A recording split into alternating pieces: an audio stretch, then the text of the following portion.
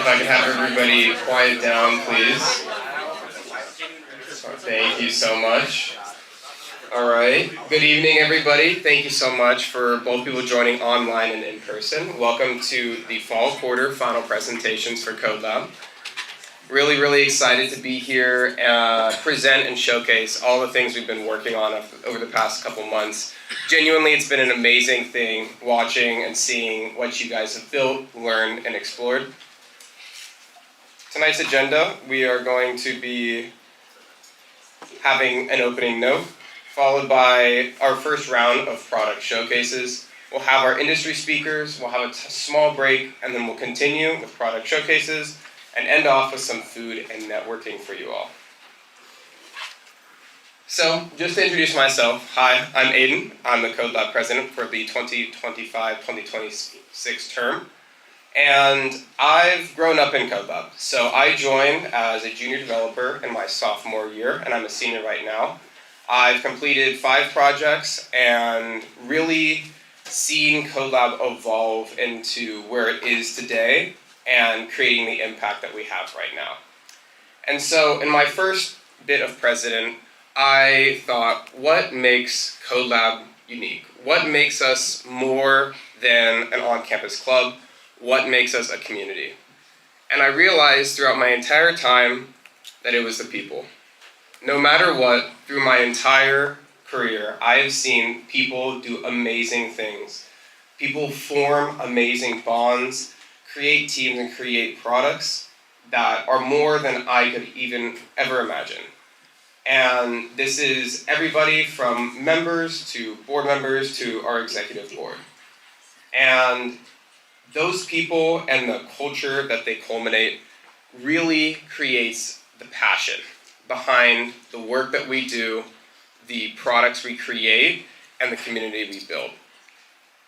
As president, I've seen us build amazing things, not only as products, but have amazing speakers, network with our community, have really fun socials that bring not only the club together, but cross clubs and the entire CS community, CS product and design community at UC Davis. I also wanted to thank our advisors, both Professor Filkov and Professor Wheeler, who have provided amazing leadership and guidance, not only in navigating the UC Davis club space, but creating potential opportunities for our members to go even further. And it's the combination of these people, of this passion, that really makes our projects special. Projects are the backbone of CodeLab. It's what we create, it's what we produce, and what we're showcasing today. This quarter, I've had the pleasure of overseeing 2 main divisions. First, our Nova cohort. Nova was something that we introduced just this quarter. We really wanted to give people the opportunity to build and grow their skills and break down the barrier that a lot of people have faced in breaking in to the tech and design community, in just not having enough years or experience, but having that passion. And I've seen our Nova program excel. Every single meeting I've seen people create things that go past the project scope, that show their dedication and their passion and how they relate to computer science and design. And that has created some amazing CodeLab products. We also have our client cohort. This is what CodeLab is known for, and we've had some amazing clients which have given us the opportunity to work with a diverse skill set and create some products that honestly are so avant and kind of pushing the boundaries of what you could do. I have constantly been astonished. And so I really want everybody, when you're seeing the work that's been done today, really know that it was you. It was your passion and it was your people that created these projects. So, without further ado, I will have the Garada team come up to present their leasing feature.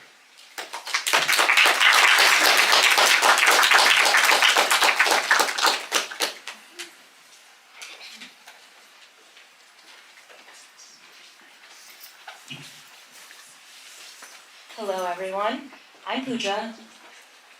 I'm James. I'm on this side and I'm Armin. and we worked on Grada's new leasing feature. This is our entire team, and first I can talk a little bit about who Grada really is.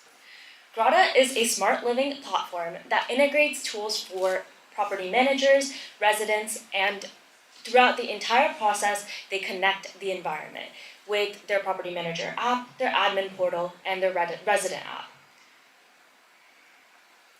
The problem that Grada was facing was that they needed an efficient way to allow property managers to onboard their tenants onto their platform. And in the initial stages of the process, this was a really more pressing issue, which was during leasing, pre-screening, and keeping the tenants together in one concise way. And our goal was to see how we could enhance Grada's admin portal to integrate these onboarding features from the beginning to the end so that property managers could have their entire leasing process done with Grada. To tackle this problem, we developed a solution built on 3 main capabilities, which James will dive more deeply into. Thank you, Pooja. As Pooja said, our solution boils down to 3 main priorities. First, we needed to create an efficient workflow for managing tenant applications. Second, we needed to centralize where essential information for tenants can be found. And lastly, make this information convenient and easily accessible for managers to use within the existing Grada application. Our solution meets Grada's needs in 3 key areas: centralization, efficiency, and scalability. I'll start with efficiency. By automating administrative tasks and standardizing the workflow, we improve the efficiency of processes, improving collaboration, and ensuring operational compliance along the way. Next, centralizing eliminates the need to go back and forth between different systems and applications to access essential data. Property managers are now able to access the information that they need in one singular area. Finally, by building within Grada's existing application system, we ensure scalability. This allows our solution to grow with Grada's changing needs. And now Armin will show a little bit of what we have been working on. Thank you, James. Firstly, we have the pre-screen component, and this is a centralized area for all the tenants to input their data. And in the form component, you can see we have things like your first name, last name, email. We have additional details that would be pertinent, and we also have customizable features for each form. For this next component, the tenant report, we have a table that would provide insights at a quick glance for property managers, and those insights can be things like credit and background checks and where each tenant is with that. For our next component, the e-lease component, we have a component that lets you send out these e-leases to your tenants and tremendously streamline the whole e-leasing process. For our next steps, we have back-end integration. Right now we have all the flow in place in our front end, but that flow needs to be served the actual data and be integrated into the back end. And another next step is to implement mobile responsive interface. Thank you so much. Thank you, Grada. I worked extensively on the Grada team, and I can confidently say the work that they've done is really amazing. Beautiful, beautiful front ends they've integrated, and just great work all around. Next is our first Nova team on board that is going to be presenting their mobile joiner.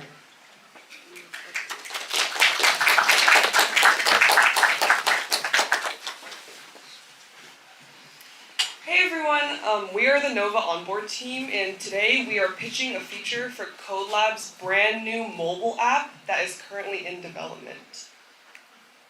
So, the problem. CodeLab's mobile app will eventually be in use by all active CodeLab members, but currently there is a key functionality gap. Right now, the only way for CodeLab members to gain access to the app is to be manually added by app developers through our development channel.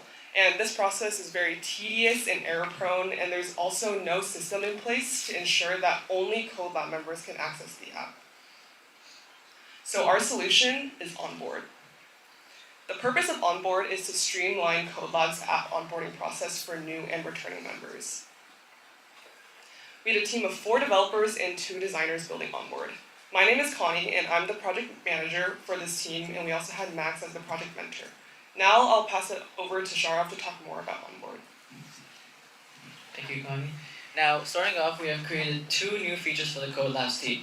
On the right side, we have the admin side dashboard, which you can add and manage existing members, and this will be later talked about in a dashboard demo video later in the slides. On the left side, you have the easy to follow tutorial where you can add CodeLab's website to your phone and have all CodeLab's related information at the tip of your fingers.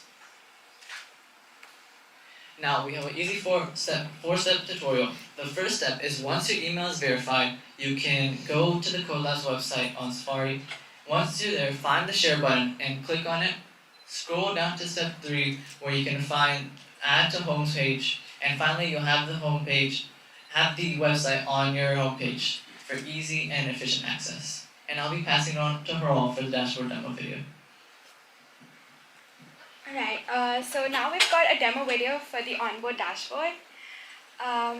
So this is the admin dashboard where you can search for members. You can also filter members based on their status, which is onboarded, invite sent, invite expired, and inactive members. You can also select members by clicking on the checkboxes. When you add members, you enter their email addresses, and they're firstly added as inactive members. You can select them and send invites. When you send invites, there are 2 types of checks. One is a profile created check, that we check if the profile was created in the database, and the other one checks if the link was generated for that profile. After that's successful, the status changes from inactive to invite sent. This is what the invite looks like. When you click on the link, you're gone through an authentication process, and you're onboarded on the system, which is shown by the green dot. And you can also select members and unverify them. This is useful when CodeLab members leave eventually, and they can be removed from the system. So the status changes to invite expired. So that is Onboard. Our next steps are to integrate it into the CodeLab app and to give admins the ability to register new members. We also aim to add a feature where the new members can actually add the role that they're working on and the team or the cohort that they're part of. And lastly, thank you to everyone that made Onboard happen, and for CodeLab for giving us the opportunity and the encouraging community. Thank you.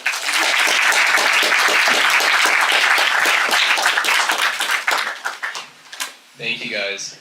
CodeLab is actively working to create our own ecosystem through a variety of products, and Onboard is a crucial part of it. We're starting with our mobile app, but we're really excited to, in the near future, announce our next features.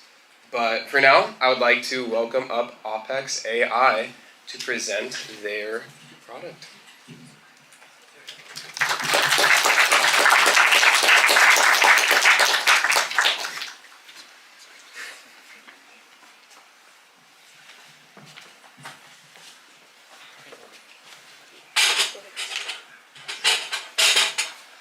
Hello everyone, my name is Kirill Kovalenko, and I will be presenting with Juliana Chan and Leon Kung on our OPEX AI fall quarter project. So the first thing I'd like to say, and I'd like to thank my team, we could not have done this without them. Each and every single member here is a contributing member, and I'm so thankful for them. So what is OPEX AI? You've probably never heard of this company, and that's because this is a brand new company. OPEX is an AI automation company specifically tailored to helping startups optimize their business process. And we were tasked with creating an AI-powered platform specifically designed to make it as simple as possible to create and document business processes. This is especially useful for those small startups. The reason why is because they have key members where processes are in their heads instead of written down. Think of this like a family recipe. You know, your grandma might have an amazing recipe for this brisket or butter chicken or something like that, and the family won't be able to have it without her making it. If this key member ever leaves the company is left without the process documented. And this platform will allow them to flesh it out and distribute it to the rest of the members, so in case they ever leave, the company has the process written down. And we would solve this with Process Brain. Process Brain is an AI chatbot that allows you to visualize the process via a flow chart, which is a high-level view of the process, and then it would create a documentation which is the detailed description of all of the process nodes and how you go through the process. And finally, you'd be able to manage all of the processes within a dashboard, which is visible by all the other users within it. Now, because this is a brand new company, we actually worked on the branding for it, which Juliana will talk to you about now. Yeah, so for our branding, our overall goal was to really make it feel clean, modern, and trustworthy. Because the product handles a lot of complex data, we wanted the branding to feel really easy on the eyes. So we made the visuals lean into softer gradients, simple shapes, and typography so it doesn't distract the user. We also updated the logo and colors so that they're more unified and flexible so that everything across the product connects visually. The icons stay rounded and minimal so that the interface feels friendly instead of overwhelming. So yeah, overall we just really wanted the whole product to feel cohesive and easy to navigate even with all the complex tools behind it. And now I'll pass it on to Leon to talk about the tech stack. Because this was a startup, we didn't have any initial code to work off of, so we had the freedom to make a lot of decisions on tech we used. For our AI agent, we used LangGraph and Gemini, and that was basically used to have a human in the loop and durable execution. It basically means, hey, during this process, we can stop and say, I want this to be different or I want this to be different.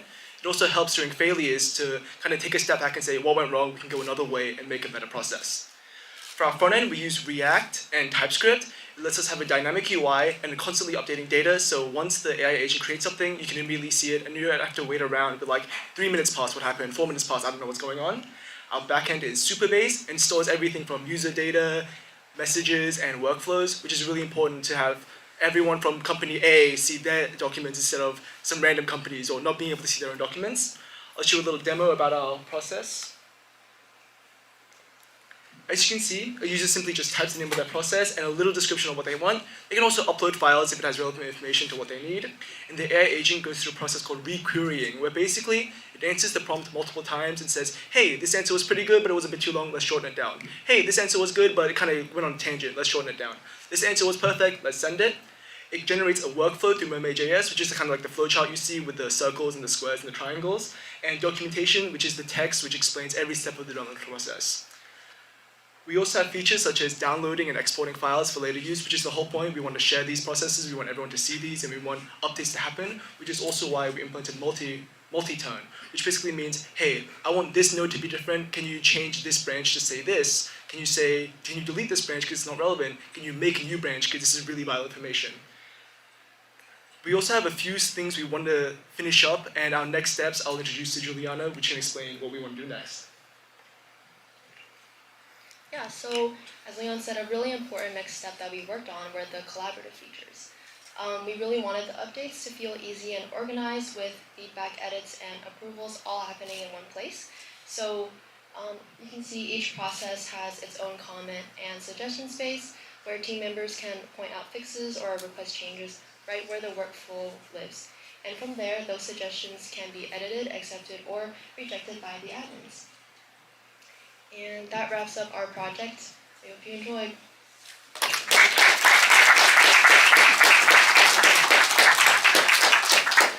Thank you all.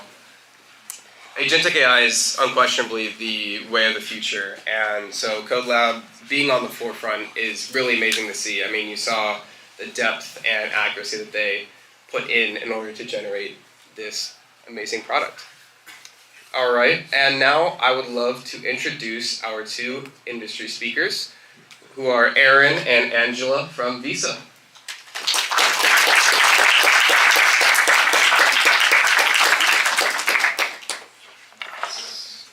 Do you have to stay in the camera screen? No. Okay, you guys are good.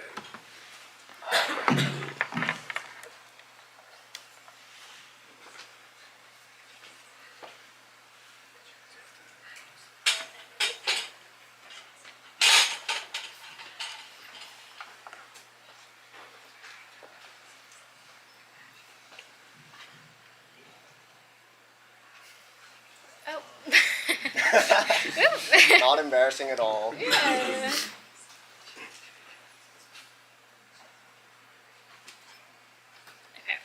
There you go. Cool. Feel free to keep. Gotta make sure I know where it is. Stop. This.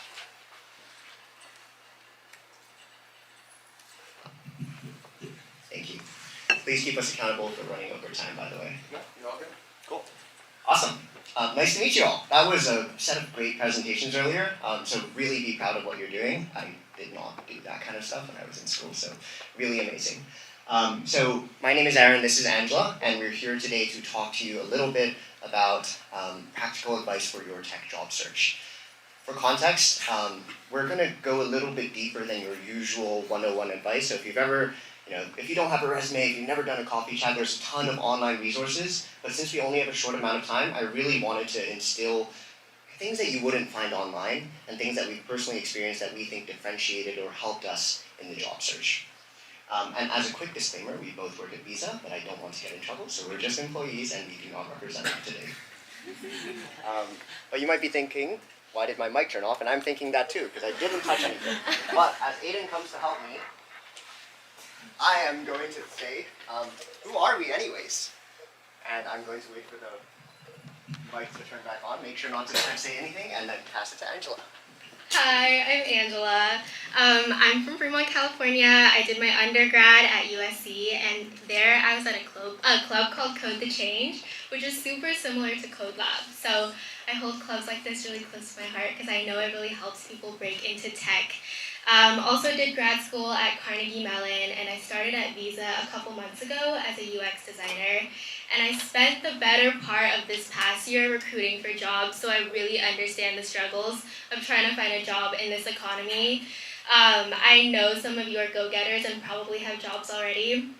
But for those of you that don't, hopefully we can give you some relevant advice today. And I'm Aaron.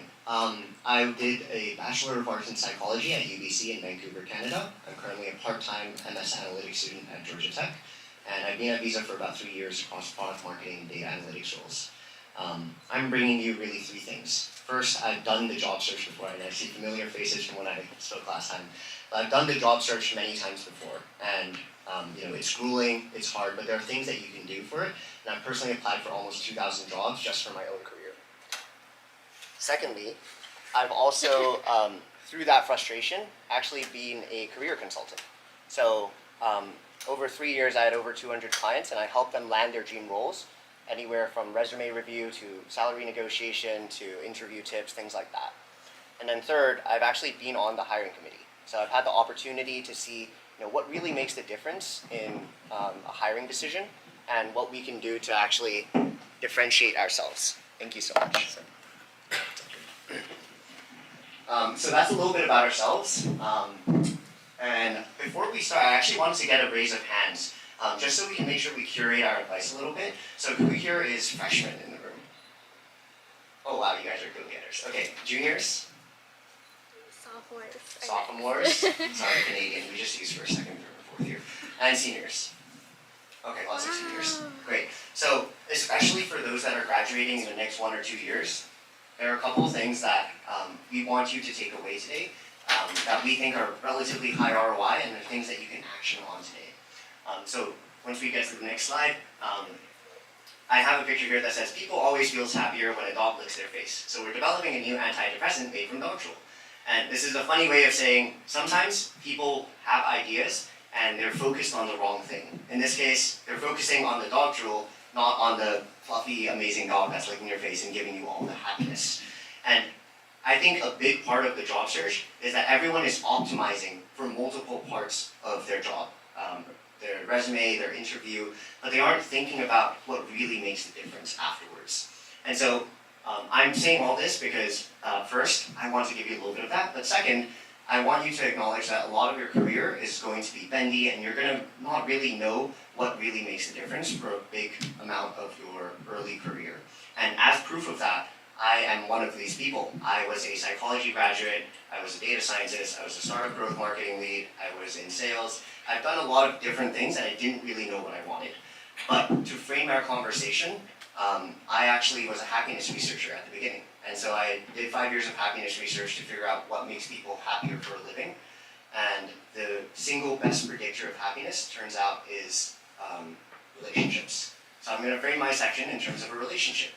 And in most relationships, you first want to get noticed, then you want to meet the person, and then ideally, you get into a committed marriage. So, we'll go to the first one, and I'm going going to talk about getting noticed.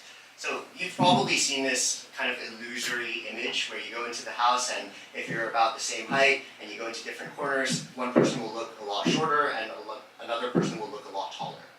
And key to this is if you have someone who's really, really tall and someone who's really, really short, then it might not really work, right? But if you're about the same height and you go into one corner of the room versus the other, you're going to look a lot bigger or look a lot smaller, depending on where you are in the room. And so I'm saying all this because this is kind of an allegory for the job search. A lot of the times, and I want to imagine your kind of like dream job right now. For your dream job, for your dream role, how many applicants do you think are applying to that daily? Probably in the thousands, if not tens of thousands, right? And on every job search, there are going to be people that are more qualified for you than you. They're going to have more relevant experience. They're going to have more experience overall. They came from like a fancy target school, and you can't change that because you can't change your experience. There's also going to be people who are less qualified than you, and those are in the allegory the super tall and super short people. But it turns out that most people are kind of regressing towards the mean. That's why it's an average. Most people in the middle majority are about the same height as you. And in the same sense, a lot of the positions that you're applying for, you're competing not with the super overachieving people with 10 years of experience after they graduate, you're competing with people just like yourself.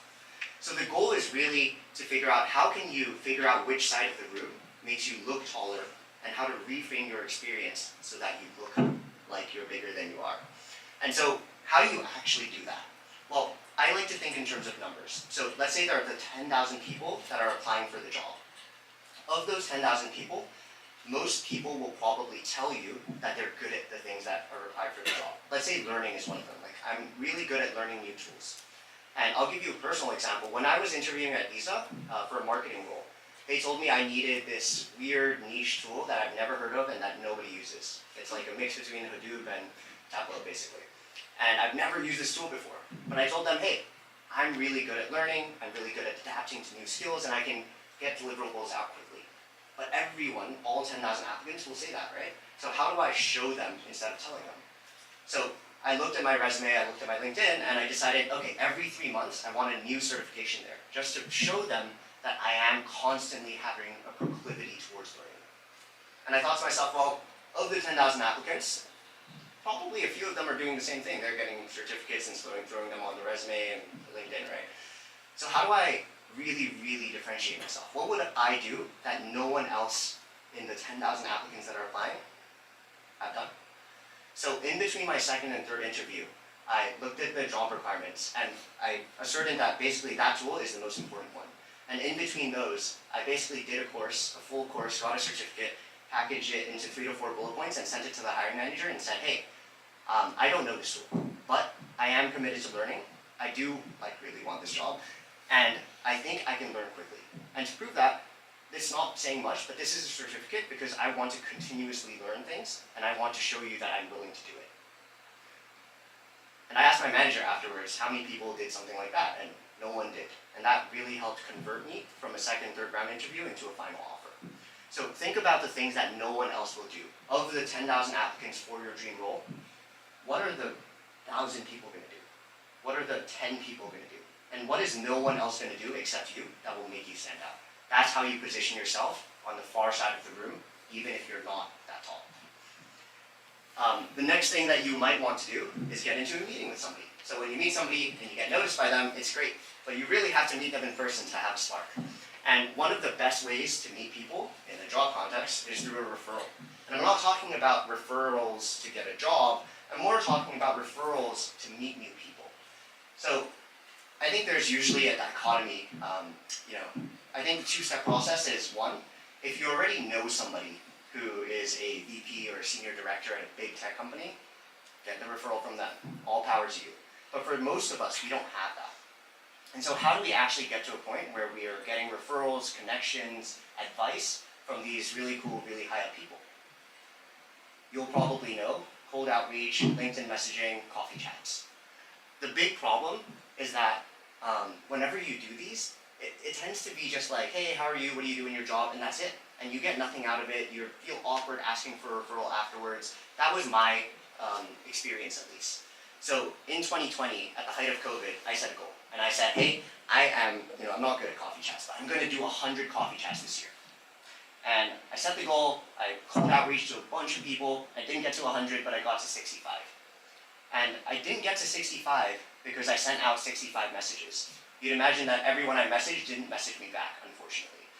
And actually, what I found was about 1 in 10 people would actually respond to me and get to the coffee chat. So of the 10 people that I cold outreach and I tried to filter and look for alumni and personalize, only 1 of them actually got back to me, which means I would have to reach out to 650 people. I didn't have time for that. And so the beauty of the referral is that you're not only referring to get a job, you're also referring to get an introduction to someone else that they know. So instead of just cold outreaching to 650 people to get a 1 in 10 conversion rate, once you get that one person, ask them for the introduction. And it could be as simple as, hey, Angela, I just had a conversation with you. Your design tips were super helpful. I'm going to implement them. Because I had such a great time, I would love to learn more about you and your team. Is there anyone else on your team that you could introduce me to? And if Angela says yes, I turn my 10% conversion rate double, right? And if she gives me multiple introductions, that's multiple connection points. The beauty of this is that you don't need a referral to get value out of it. After I talk to Angela and she introduces me to somebody else, I can not just be referred by them potentially if I build that relationship, but I can refer to them in an interview. So think about the numbers again, right? Your dream role, 10,000 applicants. You get an interview. How do you actually set yourself apart? Most people are like, yeah, I'm able to communicate, I know Python, I'll pass the technical screen, etc. But imagine the person who walks in the room and said, I've actually been really interested in your product. So much so that I talked to Angela on the design team, then I spoke with Barbara on the marketing team, and I spoke with Steve on the sales team. And they all highlighted different bottlenecks. And I want to show you that I can address those bottlenecks because look at the projects I've done in the past. But also, because I've talked to them for your company specifically, this is my plan going forward. How many people of the 10,000 do you think have done that and can name drop 2 or 3 people in the company? Probably not many. And so the beauty of the connection is you can get a connection and talk to someone in coffee chat and get a referral, yes. But you can also refer to them in an interview setting, in a recruiter call setting, and that is still valuable. So don't think about all these coffee chats purely just for the referral, because there's value beyond that. And the last thing you want to do is when you get into a relationship, you get down on one knee and then you say, will you marry me? Because it's really dangerous, right? Especially after a coffee chat, you kind of ask them, hey, can I get a referral? The answer is either yes or no. And so for a lot of people, yes is great and happy and comfortable. And no is really awkward because you just spent 20 minutes talking to a student and then they ask you for a referral and then you say, sorry, I'm not super comfortable, I don't know you that well, and I'm not too sure. And now your rapport is sort of broken. And so what I usually advise my clients is don't rush into your relationships, even if they're corporate ones. Make sure that you're not rushing, and instead of asking someone a yes or no question, ask them a yes or yes question. The allegory I like to use is if you're proposing to someone, you better know that they're going to say yes, so they're someone that's close to you, or you ask them in a way where it's soft, they have an out. And so instead of just saying, we just had a coffee chat, I'm really, really excited about everything you told me about, I want to follow up with you in a few months, can you refer me? Instead, try to use softer kind of framing. And the way that I like to do it is, Angela, I really appreciate the conversation we just had. If I were to think about breaking into design at a company like Visa, how would you suggest I differentiate myself in the application stage? If you put yourself in my shoes, what would you do? And that way Angela can say, yeah, well, one thing I can do is I can refer you. And if I refer you, you have a better chance. But she can also say, yeah, one of the big things about this hiring team is that they really need this super specific design software skill. And if you up-level on this and show that you're able to use it, it'll differentiate you. Or she can say, these are the helpful resources that help me, which you're about to get, or anything along the lines of that. So when you're asking for a referral, try to be open-ended about it so that they can give you a referral, yes, but they can also give you other things, career advice, mentorship, interview things that you can drop when you're talking to the hiring manager, all of the above. So I want to end my session by saying 3 things I want you to focus on. One is, in order to get noticed, focus on what no one else will do. Focus on how you can differentiate yourself more than anyone else. 2, in order to get a meeting with people, look for referrals, but remember that referrals aren't just for the job, they're also to other people. And 3rd, in order to get committed and hopefully get the job, don't rush. Don't propose, don't put people in an uncomfortable situation saying yes or no to a referral. Try to be open-ended so that they can respond in turn.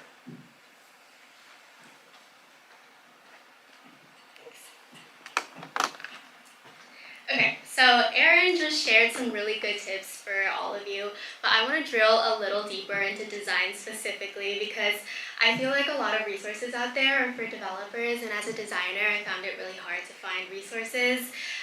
Shout out all the devs in the room and the PMs. But right now, I want to speak to the designers for a second and share some really specific things that you can do right now to set yourself apart. So there's really only 3 things that you need to get right to get a design job, and that's your resume, your portfolio, and some interview skills. And I'll kind of dive deeper into each one. So the first thing you have to do is get noticed by a recruiter, right? And you do that with a resume. Everyone has a resume, but as a designer, we have this extra job of making our resumes actually look pretty. And that comes with, making it in Figma, making it look pretty, and then exporting it as a PDF. And I noticed that I wasn't getting a lot of interviews that way, but here are 2 things I did that helped me get more interviews. And one was simply, instead of making my resume in Figma, I started making it in Apple Pages. Like, this is literally like the default app you can get on your Mac. And this makes it so that the PDF you export is a lot more scannable by ATS systems. And then as an extra step, so the second thing I would do is I would go into Adobe Acrobat Reader and then fix the reading order of my resume. So you can also do this if you're not a designer, but I find that a lot of designers have 2-column resumes, and then it would scan really weirdly, like the sections wouldn't be scanned like I intended. So doing this makes sure that the system reads your resume properly, and then after doing these 2 things, I noticed I was getting a lot more interviews. And then the second thing that you need is a good portfolio. So recruiters don't have time to read your whole case study, right? So what I would suggest is starting with your impact, ideally in numbers, and then show your final designs immediately. So show how you met success metrics, show how you made the feature, the product, the company better, and then connect the dots for them. So if you show them your impact at this project that you're doing, tell them how you're going to give value to the company or the role that you're applying for. And so this is my friend Jolene's portfolio. I think she does a really good job of setting the scene with some context. And then she dives straight into her impact and then a picture of her solution. And so because recruiters don't have time to read everything, this will show exactly what kind of value she can add as a designer. And then if they have time, they'll keep scrolling, right? But a lot of school projects, I feel, don't have numbers or maybe these success metrics that you're looking for. So something you can do as a designer is before you even start your project, literally set yourself some success metrics and tell yourself, okay, I need to make this number better in order to consider the success a success. This is a project I did as part of my master's program at Carnegie Mellon, and I didn't have numbers yet because it's still in development. So I literally pulled a quote from the CPO of my client, and I kind of just show the recruiter, the ideas that we had, they were big ideas, but they were still tangible, and this is something that they're actually planning to implement in the 2026-27 roadmap. And then the next thing for your for your portfolio, I would suggest is to install a website behavior analytics tool like Hotjar. This is not sponsored, but Hotjar has a completely free tier. So literally all you have to do is get a few lines of HTML code from Hotjar, put it at the top of your portfolio, and then you can watch real people interact with your portfolio. So it'll literally record sessions of every time someone goes to your portfolio, and it'll save each session as a recording like this. So this is an example of my portfolio. And doing this shows me exactly what pages are getting the most traffic, and then it shows me where people are clicking, how far they're scrolling down on each of my case studies, where they're rage quitting or U-turning. And I think this was a game changer for me because every time I tried to edit my portfolio, it was so overwhelming because there's a lot of case studies, a lot of pages, but this would show me exactly where I needed to improve, like exactly the highest traffic areas that people are going to. It makes the whole thing a lot less overwhelming. So it'll show you exactly like where the cursor is panning, where people are clicking, how far they're scrolling, etc. So that's your resume and your portfolio. It's what the recruiter is going to see if they're deciding they want the hiring manager to see you. But another thing you can do to set yourself apart is to brand yourself. So this is my portfolio, my LinkedIn, my resume. I kind of tried to make it feel like it was all part of the same experience, so same font, color, etc. And this is something that's really small, but it'll add to the whole experience of them viewing you as a candidate. Okay, so that's everything pre-interview. Now for your design interviews, there's 3 main kinds of interviews: a portfolio review, a whiteboarding, and behaviorals. And for your portfolio review, this is going to be like a 45-minute presentation. You'll share 2 case studies, etc. And a very important thing is to justify your design decisions, right? But what I noticed a lot of designers are doing are saying, I chose this because it was good for the user in this way. So a lot of designers are only thinking about user desirability. But to make a good product, you not only need that, you also need technical feasibility and financial viability. So what you're trying to hit is the sweet spot in the middle and convey how you're meeting these 3 criteria. So instead of saying, okay, I chose this feature because it's good for the user, you can say, oh, I chose this feature because it's good for the user, but I recognize that for the business, maybe it'll be really expensive, maybe it's a heavy dev lift, but in the end, we decided to go with this feature because it met the needs for our MVP scope. And I think having this product knowledge is not only helpful for designers, but for everyone else. So if you can show that you're empathetic to other roles that you would be working with, that'll set yourself apart a lot. And the next thing when you're presenting your case studies, you want to show them you can design, yes, but you also want to show them what it is, what it's like to work with you as a person. So people are important, like Aiden said. And the people in these portfolio review interviews are going to be the people that you're literally talking to every day when you get the job. So these are the people that'll sit next to you and like want to yap with you, and they want to know that you're a good person to work with. So an example of a story I would share in my portfolio review is like, I was working with a developer. He told me that my design wasn't feasible because of an API constraint. And then I'd be like, okay, let's check the documentation together. Like, let's solve this problem together. And then we can come up with an idea together, show them, aha, like, we're doing great together. And then this is like an actual scenario that you might encounter in your actual job that you can talk about in your case study presentation. And then at the end of your portfolio review, connect the dots for them. So you've just shown them exactly what you can do through these projects, but drive the point home. So before I would interview, for example, this is a slide at the end of my presentation to Visa. I asked designers at Visa, what do designers at Visa value? Like, what do you value as a designer? And these are the things I was told. So I would literally explicitly tell them, okay, I will advocate for my user, etc.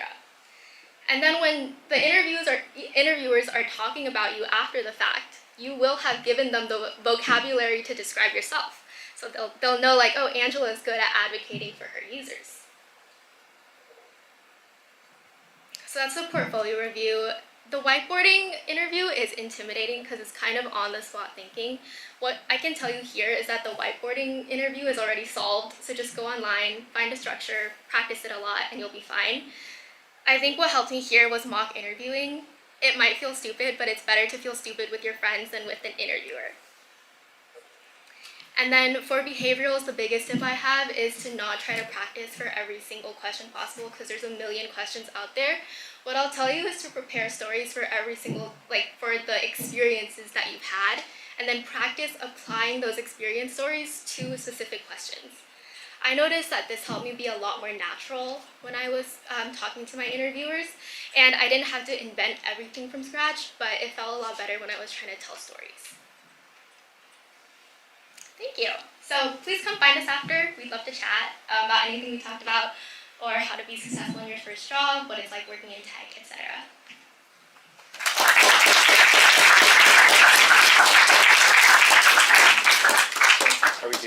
questions, or should we? Yeah, you guys can do a Q. Let me see if this will. So if anyone has any questions, feel free to ask. We're here to help as much as possible and be transparent, so no questions off the table. In the front? How fun do you think personal branding is as like a dev, where you don't really work with something that like a lot of people, like you don't really work with your own brand, you just kind of make stuff, if that makes sense? Yeah, that's a good question. I think it's pretty unique to design because there's a lot of outward facing materials besides your resume. So I think for developers, you can think of it more as an abstract concept, like brand yourself based on what you are interested in and what you enjoy, and kind of sell yourself that way instead of like on top of that the visual stuff. Yeah. I'll give you another perspective. I'm not a dev, but I was a data scientist at one point, and although our resumes are way more boring, you can show a lot with your code and the way you communicate what you've done. So if your code is clean and you're like commenting and you're like going through your thought process, or when you explain it to other people, you have such mastery over it that you can condense it in a way and simplify it that anyone, even your non-technical stakeholders, can understand. That's kind of our version of design, of making it pretty. So I think put as much into that as designers would into making their stuff look outwardly good. Thank you. Oh, and yeah, I brought some like random swag. So I think it's not. Thank you. So you know what I'll do? For everyone who asks a question, I'll put some out here, and then you can choose what you want to take. Oh, you can choose if you want to. Yeah, you can come back if you want. And everyone's about to ask questions now. So I have 2 tote bags, 1 notebook, and then a bunch of full sunglasses. And if you want, you can exchange. The book is nice. Thank Okay, you. cool. Maxine? Yeah. I have a question about when you're talking about in the interview process and really showing that you took in the work and the initiative. I feel like a lot of interviewers, at least in my experience, you have to toe the balance between being enthusiastic and interested and appearing desperate. I feel like for you, what is like the line in your opinion of like showing interest, showing like you care about this company and you are interested in their product versus just being like, please give me a job? I'll take the first stab. Honestly, I don't think you can be too desperate. I've interviewed a lot of people who are so nonchalant, and like as an interviewer, it turns me off. It's like you don't care enough to put in the extra effort to describe the extra sentence. So, read the room obviously, see their reactions, and see the way they respond to things. If they're kind of like, yeah, I get it, then maybe, pace down a bit. But I think for the most part, doing too much is never a bad thing. Yeah, I think trying hard is always better than not trying hard, right? Like, if you show that you're passionate about this role, like, how can it hurt you? Thank you. You can come claim your prize. Yeah. I want to go a long way. Go for it. I was curious, like, how do you know when you want to put in all that effort to distinguish yourself for a company, and how do you know that company is going to be that good fit for you to meet people that are in that company, and Great question. Like I went through this over and over again, especially when you're applying to for my first job, it took me 250 applications. For my second job, it took me 800 applications. It was like, you can't put that much effort into any one application when you're applying at scale. And so the question is, how do you know at what point is there a threshold or a defining factor in which you decide I'm all in, I'm gonna coffee chat with everyone in this company, etc.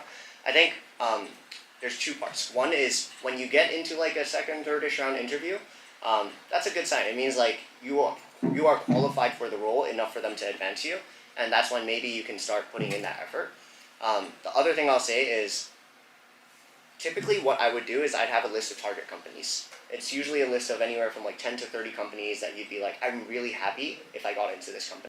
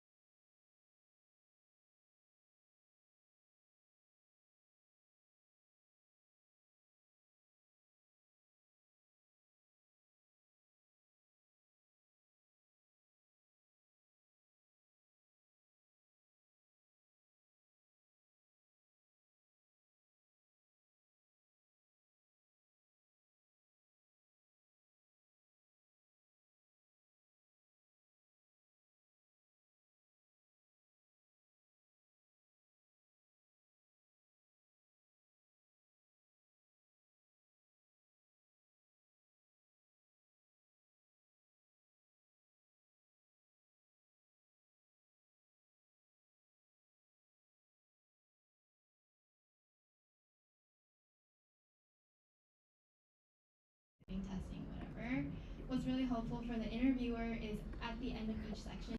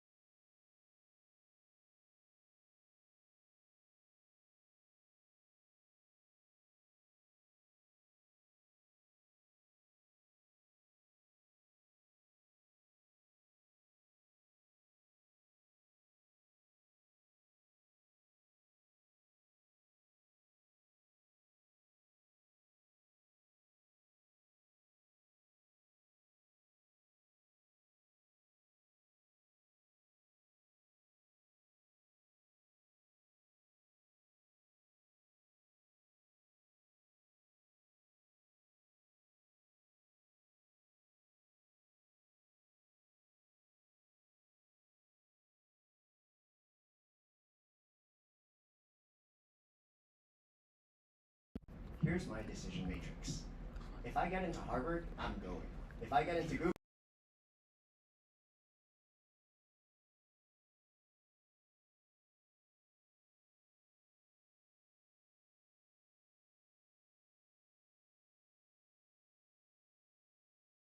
if you want startups, your shot at startups, and then based on that, then you can decide. Don't let effort be the reason that you're not getting to where you want to be.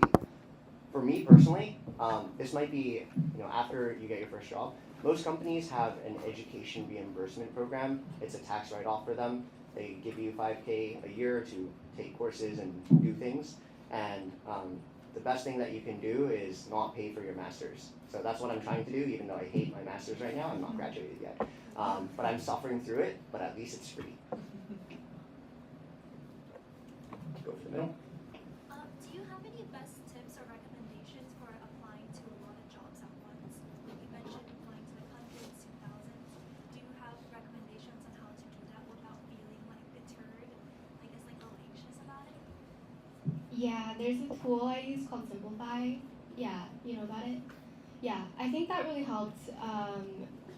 There was like a point in my job search where I had been like rejected from like 7 rounds of interviews and then I'm like crashing out, right? I think taking breaks is really important, but also at that point I set myself the goal of literally applying to just 1 job a day. And getting off 0, that makes a big difference mentally, and setting yourself small goals that'll build up over time makes it a lot more sustainable than if you just have bursts of like applying to a lot of jobs at once. Funny thing is, when we were planning this, she was like, don't just tell them about Simplify. And then she just told you about Simplify, so. Hey, I cut it out of my original thing. I think there's 2 things I would consider. One is, what's your time horizon? So do you need a job in the next like 8 months, or do you need a job like tomorrow? So if you need a job tomorrow, then yeah, you hit all the job boards, you just apply en masse. I even like went to like the top growing company awards in America. And I just went down the list, there were like 300 of them, I just went to the careers for each one, and I just applied for everything that had set marketing, sales, product, data, That's one.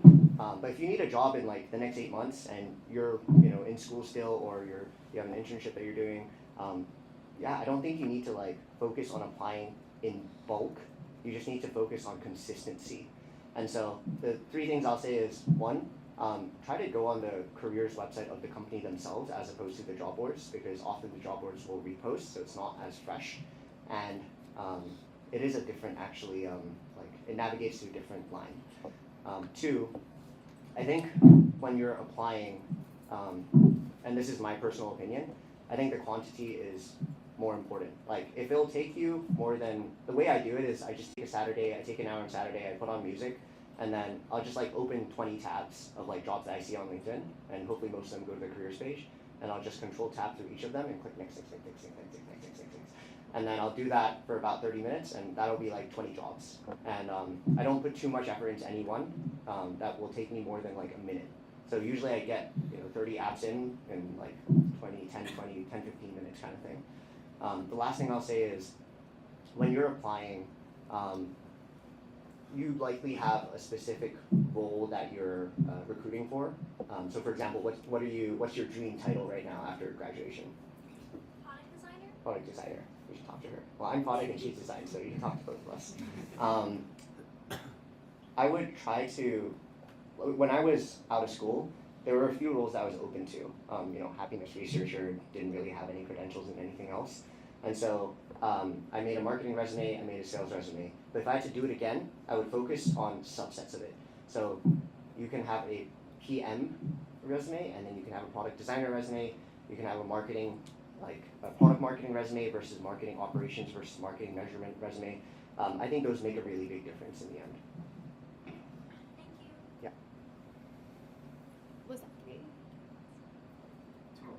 2 more? Oh, wow. Okay, cool. You're good. Go ahead.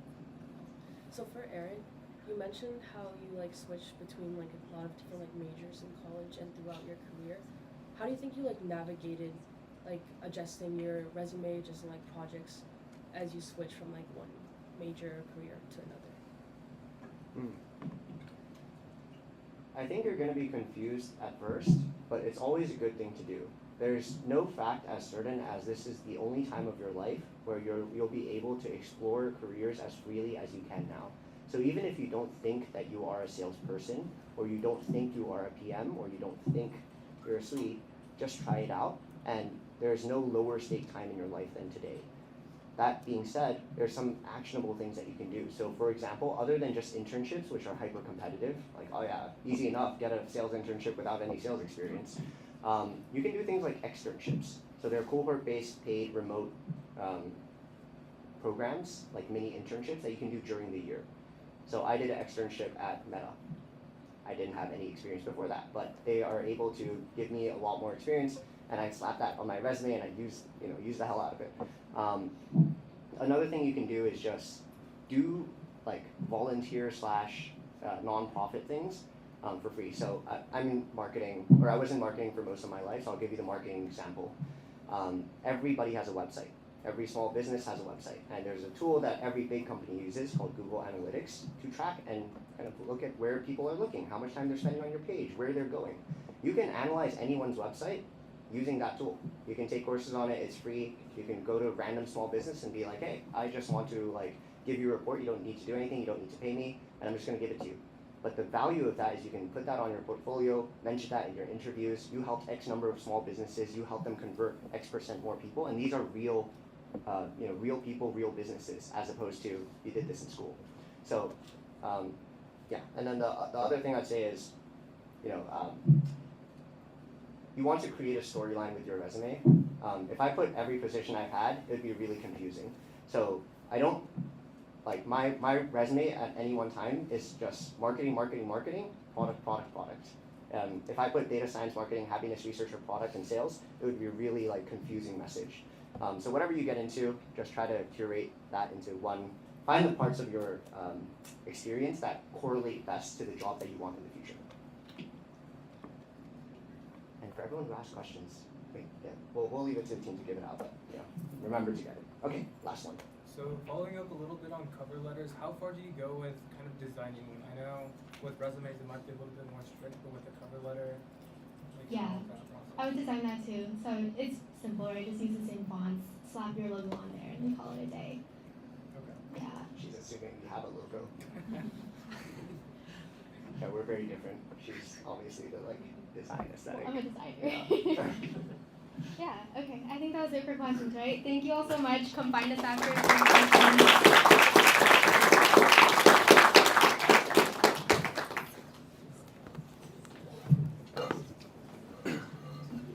All right, thank you guys so much. I've seen Aaron speak twice before, Angela now once, and it's always a really amazing thing. So much great insight. We will take a quick 5-minute break for you guys to get up and stretch your legs, and then we will continue with the last bit of product presentations.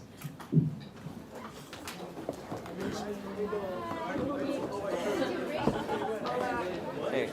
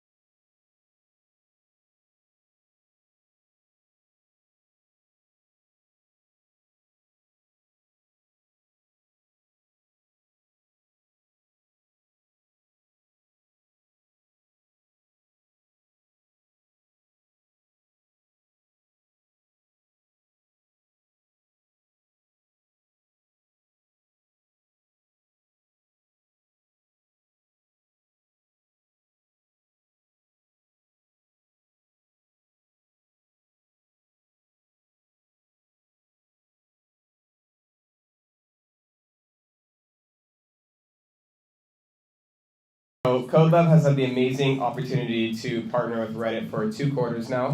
During the previous cohort, we worked on having a live scoreboard, which was done amazing by the team, and now we're taking it one step further for our sports team voting. I've had the pleasure of working alongside an amazingly talented team with Abhi as our mentor, Varun, Jack, Pranaya, Manav, Shruti, Kesar as my really, really talented developers, and Nanette, Sammy, and Summer making the amazing slides that you see behind me. So, building off of our previous project with Reddit, we really wanted to figure out a way to give fans of these large sporting subreddits a voice. Primarily, we're focusing on MLB, NFL, and NBA. And across these 3 subreddits, we have over 6 million active daily fans and over 90 subreddits supporting the communities of each team, each league, and all the passionate fans that have a voice. The main things that we wanted to accomplish with this project is converting visitors into active members. Many people, as I'm sure all of you do, use Reddit. You'll look for your subreddits, you'll look to support your team, but you're not necessarily being active. But we wanted to bridge that gap between a visitor and an active member. We wanted to give fans a voice to engage and share, support their favorite team, and let their support be known. And we also wanted to let moderators lead the community. Moderators are a foundational cornerstone of what makes a community on Reddit. So we wanted to make sure their job was as easy and as simple as possible so they're able to spark that community and lead with ease. So what we've done is we've allowed you to find all of your games in one place. We allow users to see all the NBA games that are relevant to them in an easy and very appealing dashboard, allowing them to quickly swap between games and see everything in front of them. Our live polling enables community predictions beyond comments, allowing you to have an active say in supporting your favorite team and showing your spirit. We wanted to allow mods to spark engagement with only a few simple clicks, allowing them to easily and automatedly spark their engagement through creating custom polls and league polls in only a few clicks. We created custom polls, allowing your community to vote on ideas and issues that are passionate to them and allowing them to take the voice in their own hands. We give you multiple areas to vote. You can vote on the web, across all of our leagues, or on mobile, no matter where you are. We use Debit to seamlessly integrate into the Reddit ecosystem and allow for use across all subreddits. And we pull instant and streamlined access to data through SportRadar and Genius Sports. And I wanted to give a huge shout out to Wix, Mindy, and the Reddit team for making this possible and allowing us access to connect with these fans and these communities. Thank you guys so much.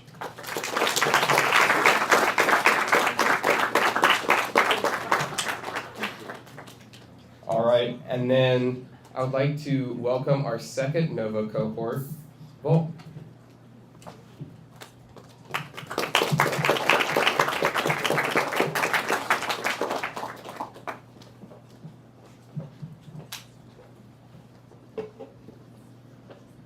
Okay, hey everyone. So before we get started today, I wanted to share some real messages from our iMessage history.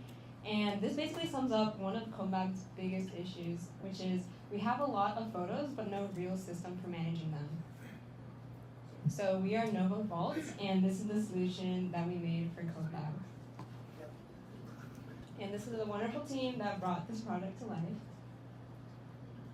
So CodeLab is a pretty large student organization, which means we have a lot of events such as general meetings and socials, which also means we have lots of photos to manage.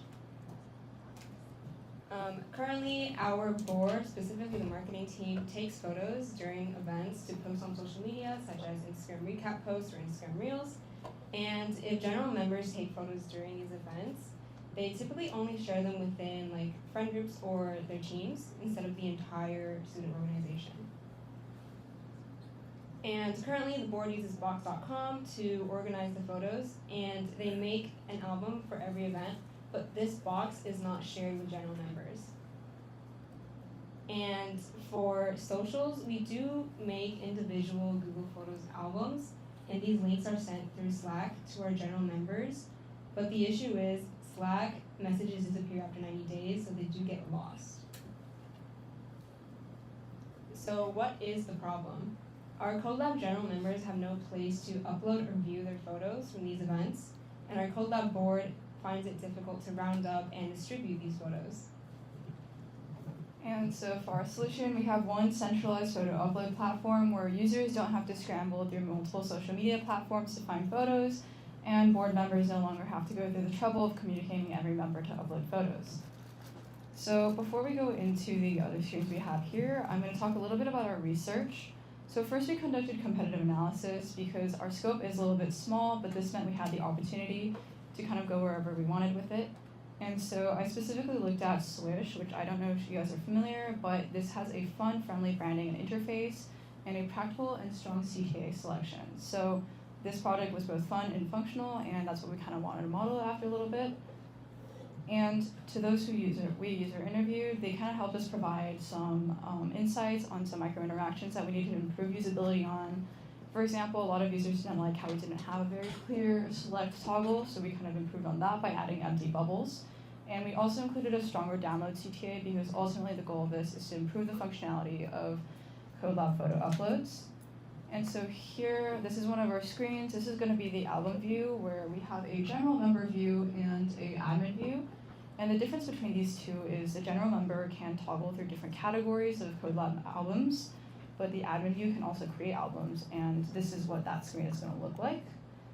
And I also specifically worked on the within an album view, and what I'd like to talk about for this is the sort feature allowing for selective exploration between most liked or most recent photos, and contributor and date tags, which kind of give you some basic information about each album. And I think, and then this is our overall album page, and Aiden's going to talk a little bit about the demo here. Thank you, Caitlin. So on our album page, we have three main features: the search, the filter, and the album creation. Here, you can search for albums, you can filter by most common categories, and you can create an album. You simply fill out the most common information like an album cover, date, and name, and you've got an album. Within an album, we've got the ability to upload photos. When uploading photos, we make use of the camera roll, allowing you to batch upload your favorite memories from your time at CodeLab. After selecting your photos, you get to review them before clicking upload to process them. While your photos are uploading, you can navigate around the app and check out other albums so that you're not limited to time. When inside an album, you can click on a photo and you get some crucial information, like who uploaded it, the date of liking a photo, and saving it to your device. You can also swipe left and right to view other photos within an album. Lastly, you can click select and choose multiple photos at a time to save them to your device. We were anticipating hundreds of events and thousands of photos over the years, and finding your crucial memories would become a challenge. We addressed this with Smart Search, a way to find your favorite memories using plain English. Here, we can find photos like man reading a book or friends playing in the snow. Now, with hundreds of users, how would you be able to find which man is reading a book? So we implemented facial recognition. Here, every member of CodeLab has the opportunity to opt in or out, maintaining user privacy. And combining this with our Smart Search, you can get even ultra-specific results, like Aiden reading a book or Fong eating Taco Bell. I want to give a special thank you to everyone who participated in our user interviews, special thank you to our wonderful mentors, and thank you all for listening.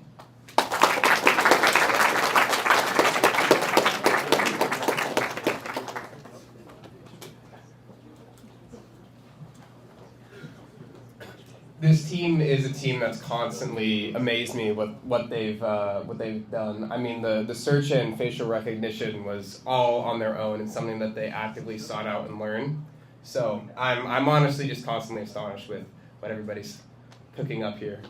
So now I'd love to introduce our final team, Viva.